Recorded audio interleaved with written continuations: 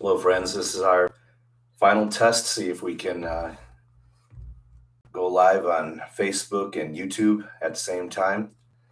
Our primary outlet, we're hoping to be on YouTube because that's where we archive all of our sermons. And also, if you go to YouTube tomorrow morning at 9:30, we're also hoping that you can hear some of our worship team before the message goes.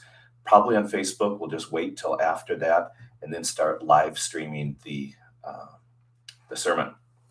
Now I'd like to read to you from My Utmost for His Highest by Oswald Chambers, and this is the devotional for tomorrow, March 22nd, Burning Heart.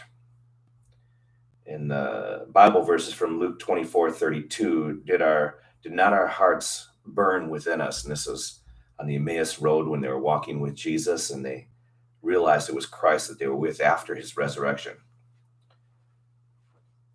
Oswald Chambers writes, we need to learn this secret.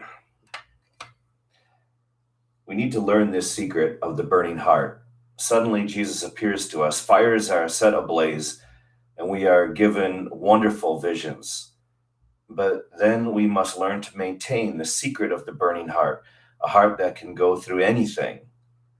It is a simple, dreary day with its commonplace duties and people that smothers the burning heart, unless we have learned the secret of abiding in Jesus.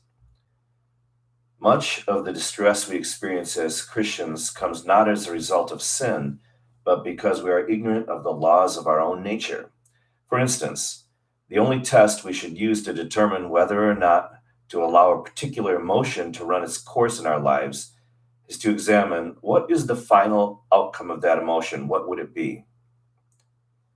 Think it through to its logical conclusion, and if the outcome is something that God would condemn, put a stop to it immediately. But if it is an emotion that has been kindled by the Spirit of God, and you don't allow it to have its way in your life, it will cause a reaction on a lower level than God intended. That is the way unrealistic and overly emotional people are made. And the higher the emotion, the deeper the level of corruption, if it is not exercised on its intended level. If the Spirit of God has stirred you, make as many of your decisions as possible irrevocable, and let the consequences be what they may.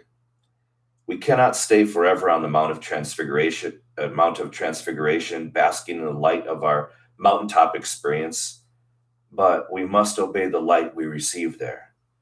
We must put it into action. When God gives us a vision, we must transact business with him at that point, no matter what the cost. And he ends with a poem. We cannot kindle when we will the fire which in the heart resides.